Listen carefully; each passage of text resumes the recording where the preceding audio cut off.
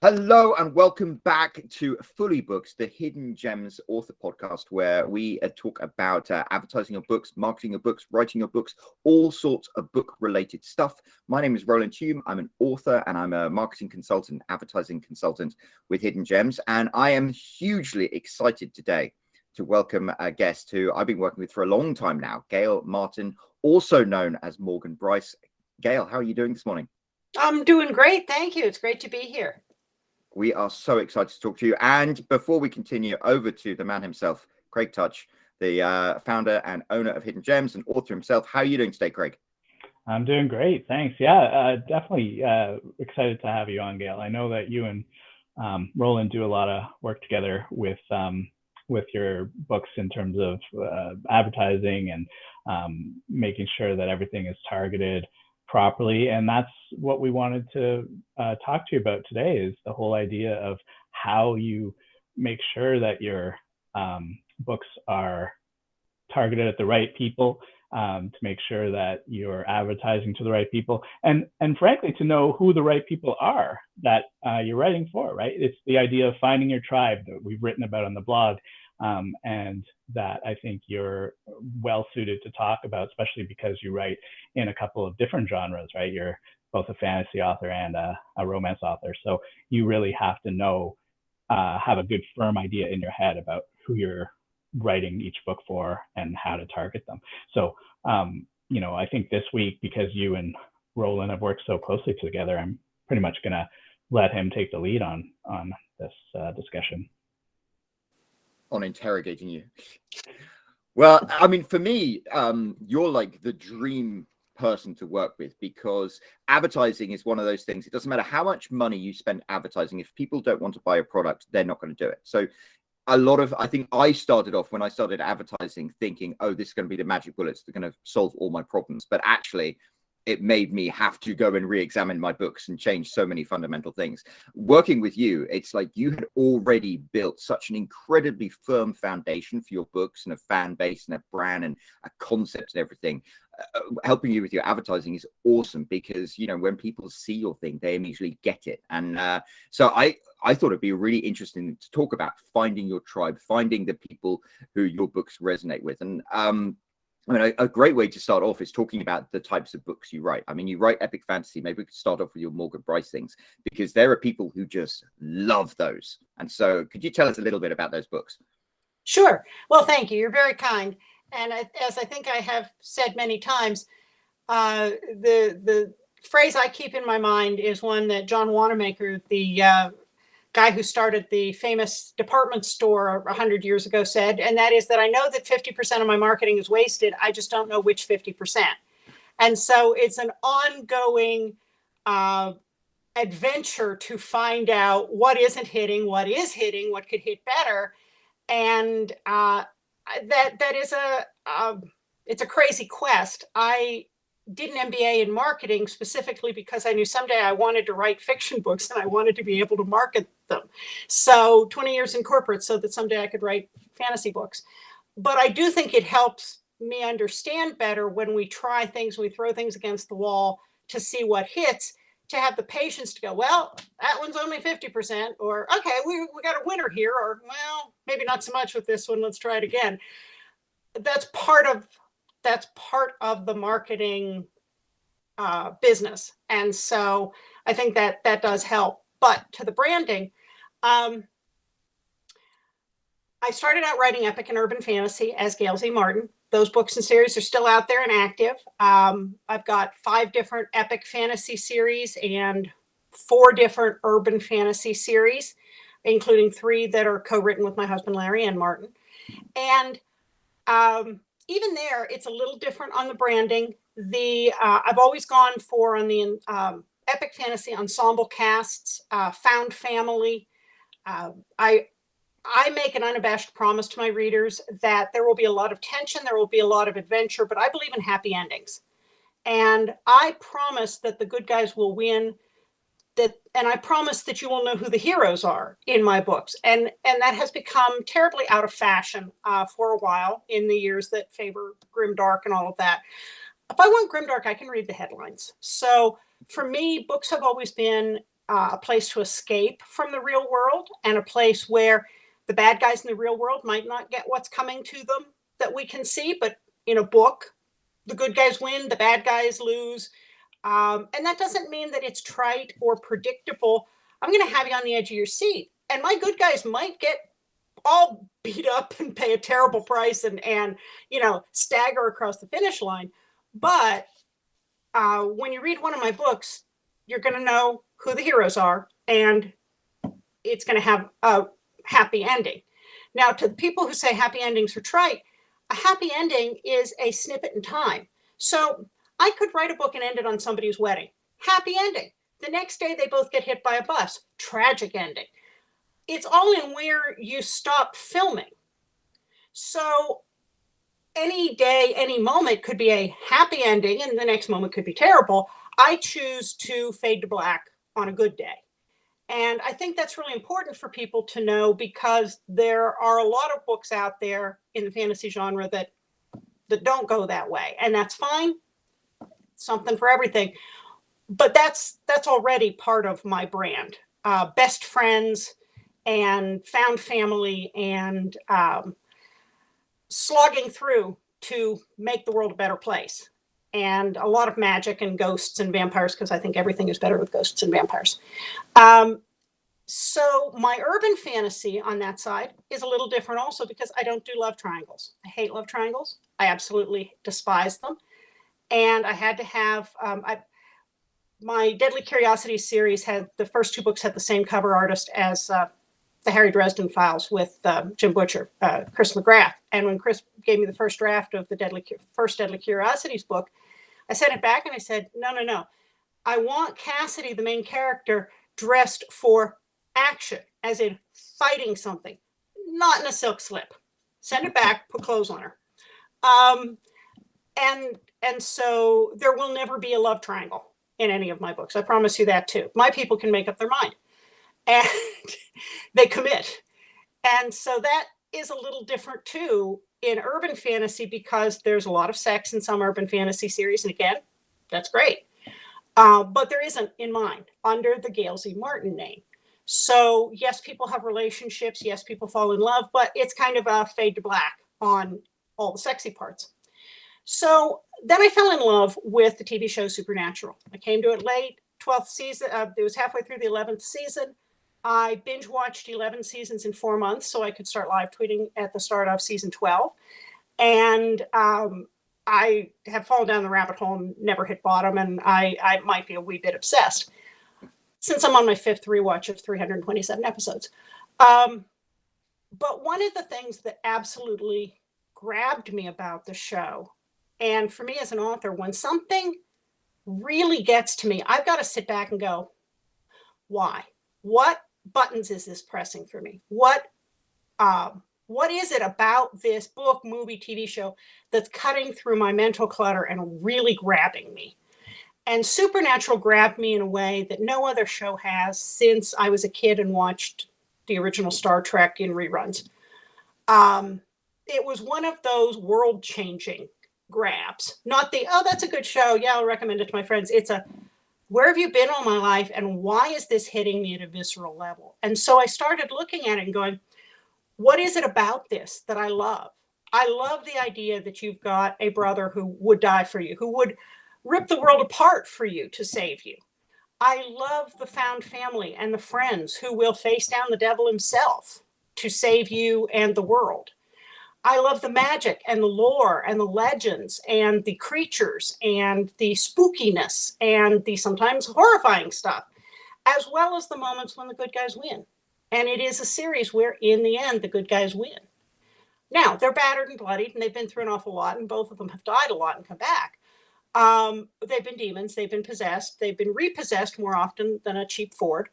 But in the end, they win. They triumph.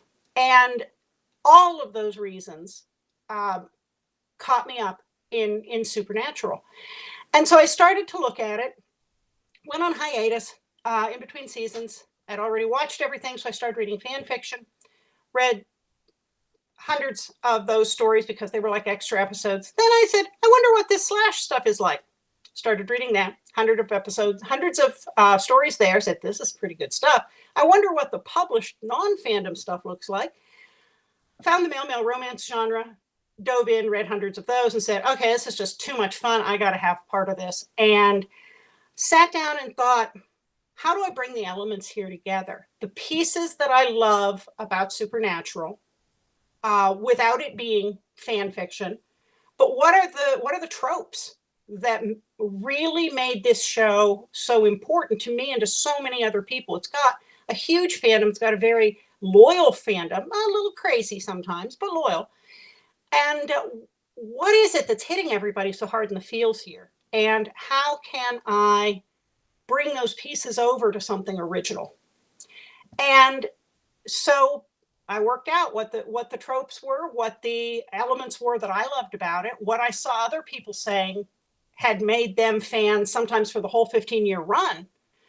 And so that was where I started building my Morgan Bryce urban fantasy, paranormal, male romance. Is that you've got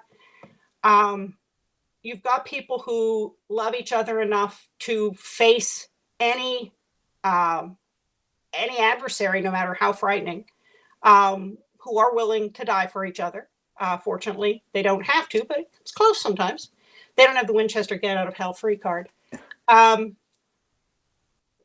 You have the found family. You have the legends and lore, and I've been steeping myself in the legends and lore all my life. You know, when you can correct the spelling on a Latin exorcism because you've seen it so many times, maybe you're a little bit deep in it.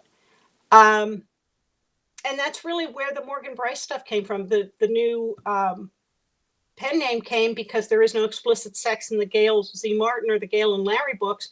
Morgan Bryce does have explicit sex.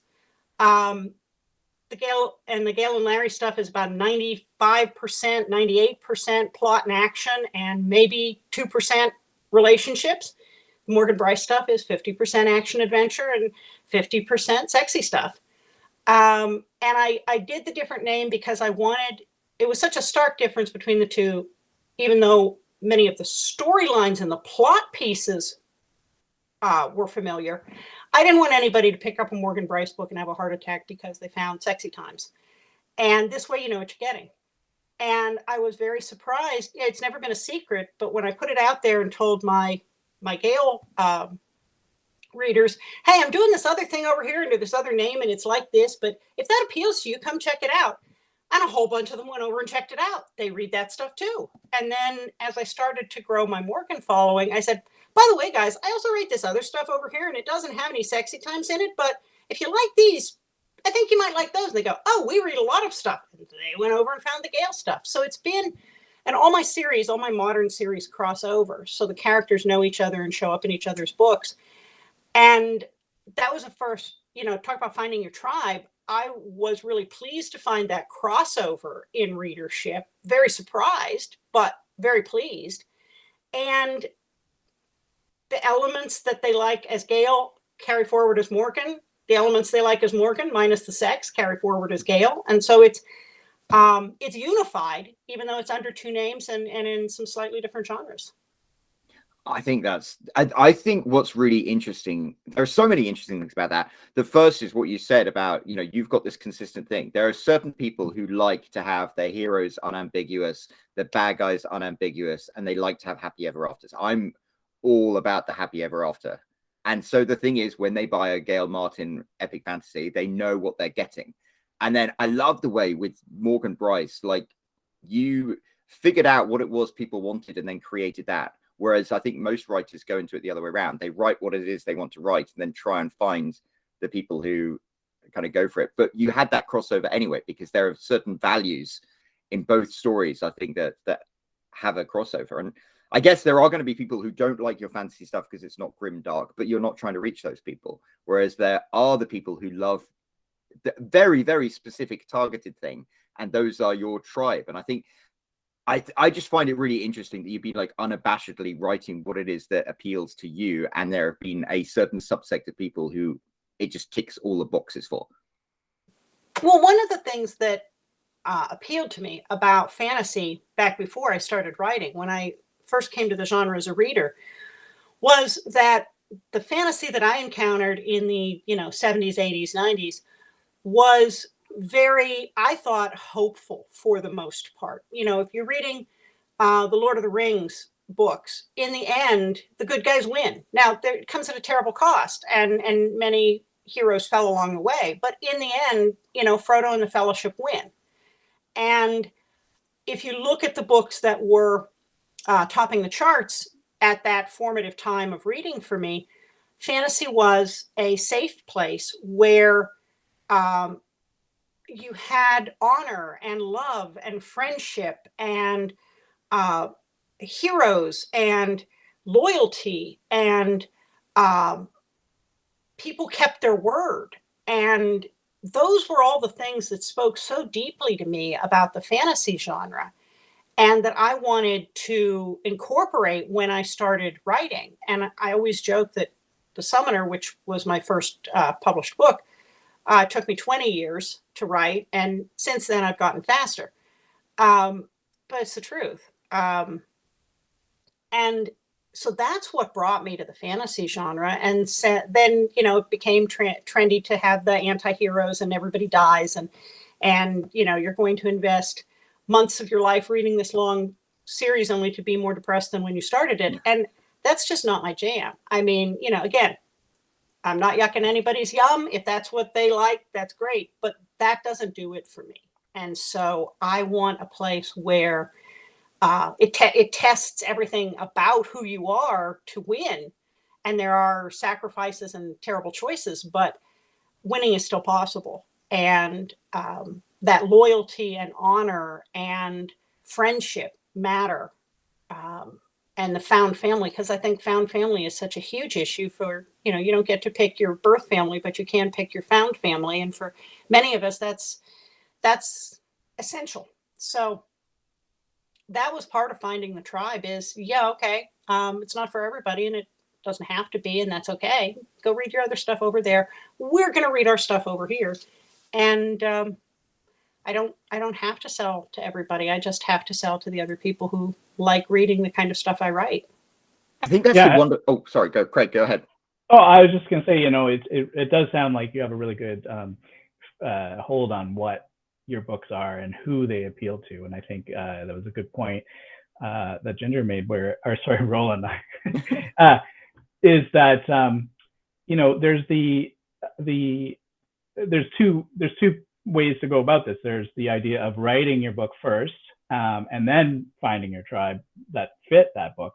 Or there's the way that you went, which was, identifying as what you're actually part of that tribe and you want to write about it, and you're going to write to that tribe specifically. You want to make sure that you're writing books that will appeal to that group of people, right? And I think, I could be wrong, but I think a lot of writers go the other way, where they write the book that they want to write, and then, especially first-time authors and self-published authors in all sorts of genres, they write that book first because that's the story they want to tell, and then they're like, okay, now how do I find the people that want to read this, right? So I guess that's the angle we want to figure out, and it's relevant for both sides, right? Because you know who your tribe is, but now how do you reach them to let them know you have this book or these series of books, and how do you sell into that and market into those groups of people? And I'm sure I know that there's a variety of ways that you do it. So I think that's probably going to be interesting to other authors to figure out how it is you do that once you have this very clear definition of who your tribe is. Well, and I think, the whole term writing to market comes up a lot. And that's where, in its most basic form, you look at what's selling, and then you figure out how to write something that fits what's selling at the moment. And it always is a good idea to keep an eye on what the trends are out there in covers and descriptions and how people are marketing and what's working. But if a trope or a genre or a subgenre doesn't appeal to you, then just because it's selling well, if you go write something that your heart isn't in, I think it's not going to be as it's not going to catch somebody the same way it does when you're writing something you just love to write and read. And in that 20 years that I worked in marketing and PR, I wrote to market a lot. I wrote annual reports, and I wrote press releases, and I wrote stuff that, was dictated by the tastes of somebody else. And so I'm kind of done with that. Not that that can't be a very profitable strategy, and some people know how to leverage the heck out of it, and more power to them. But I wrote a lot of stuff that my heart wasn't in. And so this is my me time now, where I get to write the stuff I absolutely love. And I hope that connection to it comes through. And at least according to some reviewers, it does. So, I mean, one of the other things I think helps with your success is the fact that you have multiple series that have multiple books in them. And I mean, I guess you wouldn't be able to be as prolific an author as you are unless you really loved what you're writing. And I think that's one of the other challenges of like writing to market is you're like, oh, billionaire romances are in, I'm going to write a billionaire romance. But if you're not interested in it, then it becomes a real hard work to write something. Yeah, it does. And, again, more power to the people who can do that and are seeing success with it. But that's not where my heart is. And right now I've got 12 active series between the Gail, and Larry, and Morgan stuff. So to keep all that going, I kind of have to stay on track. And that doesn't mean that there aren't some new series coming out. There will be, but that already pretty much fills up my dance card. I think one of the other things about what you do, finding your tribe and writing, you don't write to a niche, you just write what's authentic to you. But because of self-publishing, if we publish on Amazon, we get 70% royalties, which means theoretically we only need to sell 7 times fewer books to make the same impact. And so when you can make a living of selling fewer books, you have more leeway to target them towards a specific audience, which would be a more loyal audience to start with. I mean, I know for you, there must be dozens of readers who are like, whatever Morgan Bryce writes next, I'm going to get because it ticks my boxes. And the point I was going to make is that you do a lot of stuff as well beyond just like marketing your books that seems to tie into marketing books. You've got Continuum. You are very into hosting podcasts and being on podcasts and things. You go to conventions. I mean, tell us about that. You're very active in a way that I think a lot of authors aren't, but I think that works so well. Well, and the piece I want to stress up front is that I was a fan long before I became an author, and I didn't become a fan in order to sell things. I'm a fangirl first and foremost, and proudly so. I've been going to conventions since I was 17 years old. So this has been a while. I just love fandom. And so getting the chance to be on the other side of the panel table and actually be on panels at places like New York Comic Con and Dragon Con as an author and sit with some of my childhood heroes has just been, be still my heart. That's been fantastic. And yes, I'm the founder and one of the con runners for Continual, which is the ongoing online multi-genre convention that never ends. And we intended that to hopefully outlive our current unpleasantness with the, plague. But it's a way to bring people who love a variety of genres together and a variety of fandoms together who might not otherwise find a meeting space, even though this is virtual. And so that's something I'm very into. I do attend Supernatural cons as a fan. I'm certainly not on programming. I don't have any official role. That's where I go and replenish. I did get asked to write a chapter in Lynn Zubernus's There'll Be Peace When You Are Done, which is looking at the legacy of the show that has chapters written by the cast and the fans. And I was fortunate to be asked to write a chapter there. I run the Supernatural TFWNC, Team Free Will, North Carolina, Facebook group, which has over 1,000 folks. And that's my fangirl piece. Now, if we like the same thing as fans, and you find out that, hey, I also write this other stuff, and because our fandoms align, what I write aligns with, what you like to read, that's great. But I didn't go into those things because it was a clever marketing ploy. I went into them because I'm an unabashed fangirl and I wanted to celebrate what I love and enjoy with the other people who love and enjoy it. And again, if there are folks out there who don't get it, well, that's fine. Come over here. We get each other, and we're going to have fun together. And they don't have to get the in-jokes. But that's one of the most precious things about any fandom to me, is that this is a group of people who, when you quote a line from a show or a movie or a book, and you make an allusion to something, they get it. They get your jokes. They understand it. And there is so much time outside of fandom where people don't seem to understand the idea of enjoying your life as a grown-up. Like, being a grown-up must be serious and miserable at all times. And they don't understand this playfulness about, no, I really love this show and I want to mentally live there for a while with other people who also enjoy it. And so that's one of the things I also try to bring to the reason that all the modern worlds that I write, both as Gail and Morgan, intersect, is that this is a big expanded universe. And to me, that makes it more real. That if you were in the business of hunting monsters and stopping supernatural bad guys, there wouldn't be a whole lot of people doing that. So you would know of each other, at least by reputation. You might run into each other on a vampire hunt here and there. And you would share resources, and you would back each other up on hunts. And maybe you wouldn't know everybody in the world, but you'd know some. And you're not alone.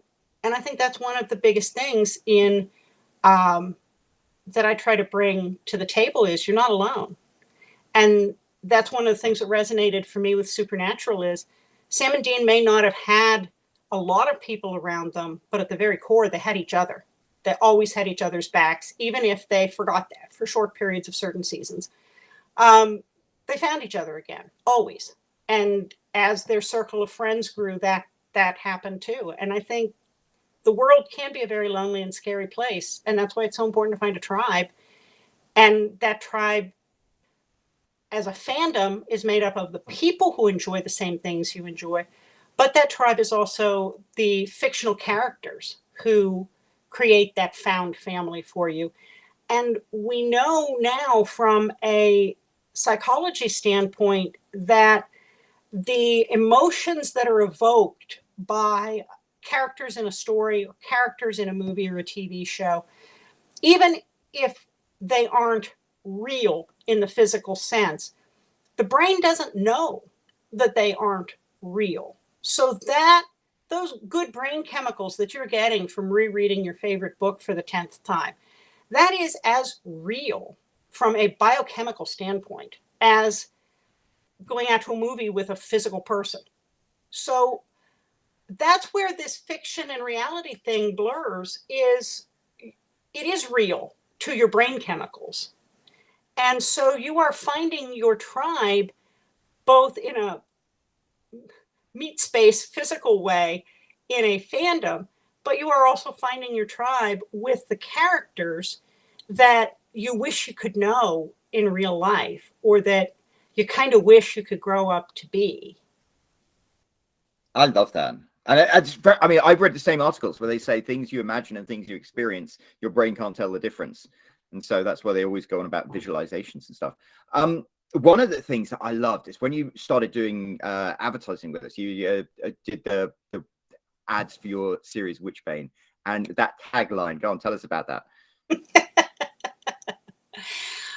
Okay, so fandom has its little niches and its ships where people write, particularly see relationships in the show that there's a great deal of debate how much the show writers wrote those in and alluded to them and then denied them and all of that. But there are a number of ships that are very popular. And one of them is, with Supernaturalists, somewhat, there's the less controversial version that ships the two actors, who are certainly very good friends.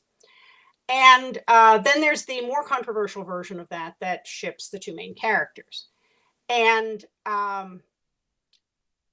that's the ship that launched over 250,000 fanfics on AO3, and that's not counting LiveJournal and fanfiction.net and a number of other sites.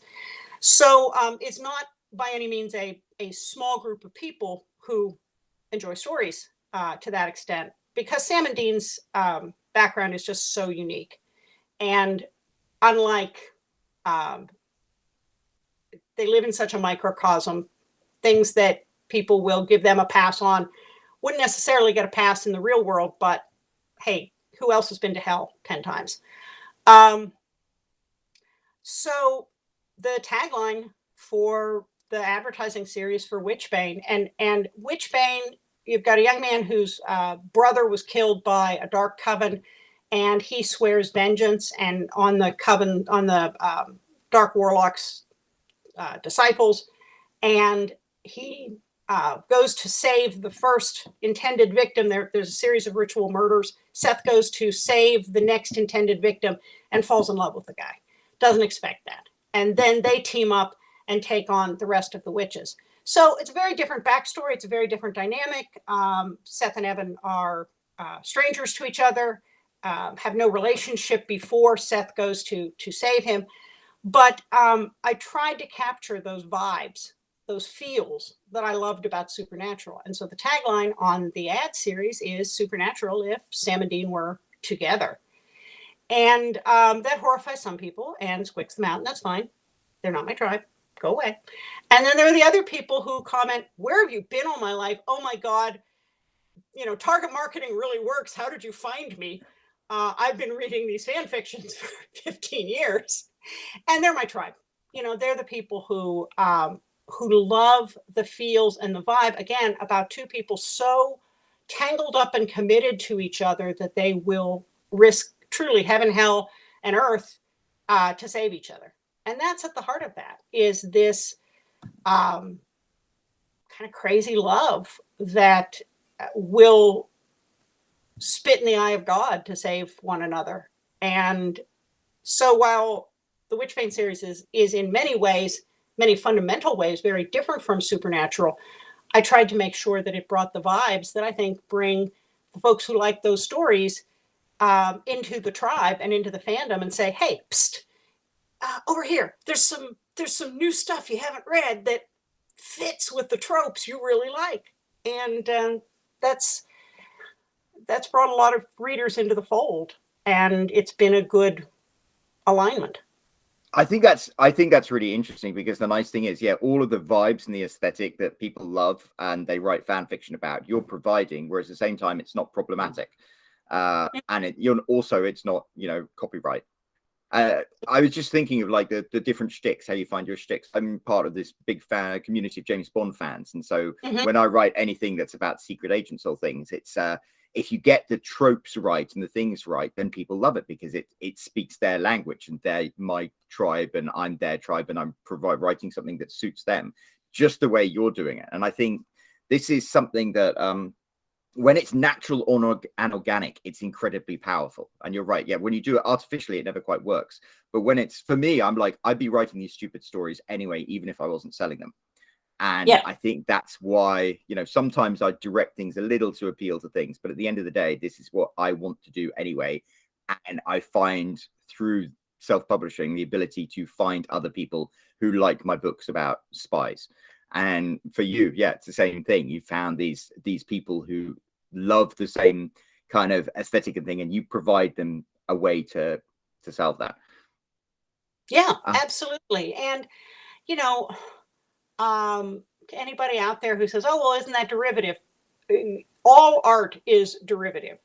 All art comes from seeing something and being inspired by it and going, ooh, what if that was a step to the left? What if that was green instead of blue? What if I set that in the ocean instead of the desert? I mean, that's where all art and music comes from, is something inspires you and you look at the thing you love and go, what if I did it a little differently?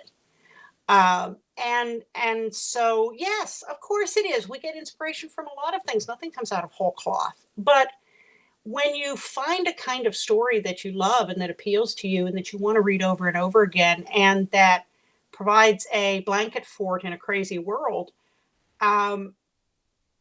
you want more of the same. It's kind of like you have your favorite meal and you finish that meal, but at some point you're going to be hungry for that meal again. It's not like, well, I ate that, I'll never eat it again. It's like, wow, where can I get more? And so that to me is the finding your tribe thing, is you find the people who really like the same tropes, and you make sure that you continue to have stories to enjoy. Yeah, you want to keep feeding them what they're already there to get, right? You have I'm sure a big following already, big mailing list that you can already target. I'm sure you built a Facebook lookalike audience based on that, and every successive book is going to probably be even more successful because that list will keep growing as people discover you and stuff. But I guess the bigger question for, I think, a lot of people will be, if you're just starting out, or you don't already, even though you have this very clear idea of who your tribe is, how do you target your advertising or your marketing or whatever directly to them in the relationship of selling your book? What's that connection? How's that connection first made if you don't already have like a way to contact your tribe? That builds slowly. This is my 15th year as a published author, but I was active in fandom spaces, like I said, since I was 17. When I fell in love with Supernatural, I became active in fandom spaces, not because I wanted to sell books to people, but because I found my tribe. And that meant I got to know people on Facebook and Twitter. That's how I got to know the person who edited the book, There'll Be Peace When You Are Done. And she got to know me. So I was invited to write that chapter. That's how I got to know the person who is the managing editor for the Winchester Family Business blog, which is the biggest fan site for Supernatural, and eventually got invited to be a staff writer there for reviews and other things.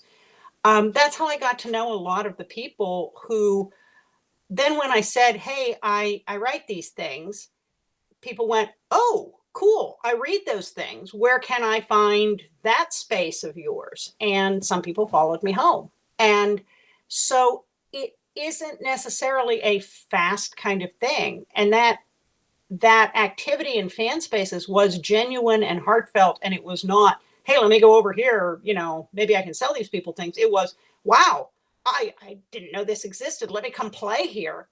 And then maybe we can find other playgrounds as well. And so that's kind of what I'd say is, if you know what your passions are, go play in those spaces, get to know people. And when the time is right and you have built that relationship, then when you say, and I also write these books over here, then some portion of that group will say, sounds good to me. Let's find out about that. But it isn't an overnight kind of thing. You can, and I have done a lot of giveaways and promotions to build mailing list and to build BookBub audience and to, follow me on Twitter and all those kinds of things. And that's important. And that's another way of kind of shooting up a flare gun and saying, hey, everybody, here I am, and here's what I write, and come over and follow me. And that brings some people to you. But it's also where you go and what you do and who you are that helps attract that. And unfortunately, that piece of it is not as fast as, hey, sign up for my Twitter and you might win a free book. It all goes together, and you got to do both sides. Well, we are just about running out of time, but I think that's such an interesting perspective. And I was thinking, like, I'm part of all these James Bond panels and things, and then again, I'll sometimes get messages from people who watch them where we're talking about Ian Fleming's books, like, oh, I found your book and I bought it and I read it and I enjoyed it based off the back of that. So I guess it's that authenticity. And I would say also, would you say it helps make your advertising more effective? Because you've been quite successful with advertising, and I think that's part of it. Oh, I think so. I think very much so, because people who want very specific things have very specific things in mind. And when you can serve up to them, hey, I check all your boxes, come over here and have a look, you're going to be much more successful in finding those people. And as you said, you don't have to find a million of them. There's that whole 1,000 dedicated fans, that if you really had 1,000 people who bought everything you wrote, you'd be just fine as an author. And everybody kind of chases that idea, but there's a lot of truth to it that you don't have to sell millions. And it all depends on your own goals as well as an author. But you just have to find the people who really love the kind of stuff you love to write. That's great. Well, thank you so much for joining us, Gail. I was going to pass it over to Craig. Do you have any more comments or suggestions or thoughts? Or oh, your mic is off.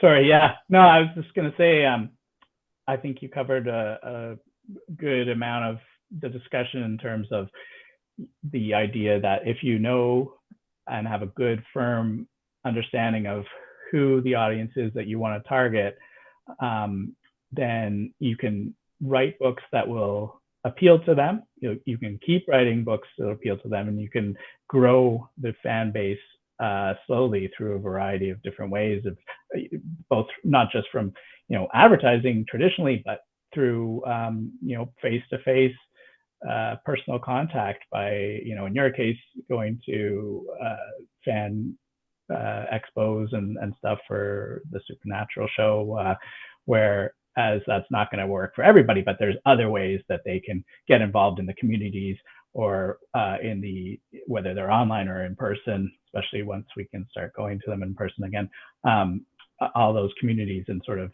get known and build it that way. So that's a good angle. Well, and I think one of the other pieces that plays into that, and I'll be quick because I know we're at the end, is getting to know other authors who write things that are similar to what you write. I always tell people, my readers tell me they read 100 to 200 or more books a year. Now, I'm fast, but I'm not that fast. So even if they read everything I've written twice in a year, they're still not going to hit that. So there's plenty of room and no competition for other authors who press the same buttons. And so I try very hard to get to know and collaborate with other authors who also write paranormal male-male romance, who do monsters and ghosts and psychics and mediums. And that can be everything from doing giveaways with things like Prolific Works to doing multi-author series with a theme.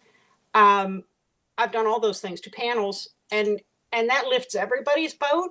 But if I read a book and say, wow, I really love this book, I'm going to bet that other people who read that author and that series are going to want more like that. And no matter how prolific they are, they can't possibly keep up with how fast people read. So, hey, come on over here, and while you're waiting for her next book, come read mine. It is a win-win situation for everybody. And so that is another way to find your tribe, is find out what your tribe is reading, and then find mutually beneficial ways to work with those authors. Because I guess if people are reading 2 books a week, then yeah, you want to have a community that you can recommend other books to while you're writing your own book, and you're not in competition with them. I know people who read 2 books a day or more. And so, I'm never going to corner the market on that person. So I want to share them with all the other people who write the same stuff they like, and we all benefit. That's great. Well, I think it's about time that we wrap this up. Gail, where can people find more of your stuff and connect with you? Sure. I'm pretty easy to find at gailzmartin.com and morganbrice.com. That's BRICE. All of the social media on Facebook and Twitter and Instagram and everywhere else is some variation of those names. So if you spell them right, you'll find me. And all the books are on Amazon. I've got Amazon author pages as both Gail and Morgan. And I'm also frequently on Continual as a host and as a panel participant. So I'm pretty easy to find out there. That is wonderful. We'll stick some links down there below in the description. And to all of those who are listening to us, if you have not clicked the subscribe button or given us a like or left a comment, then please do so. But Gail, it has been a great pleasure speaking to you. Thanks very much. Craig, do you have any final words? No, thanks again, Gail. We really appreciated you coming on here and giving us your time and speaking with us today. Thanks. Well, thanks so much for having me. This has been fun.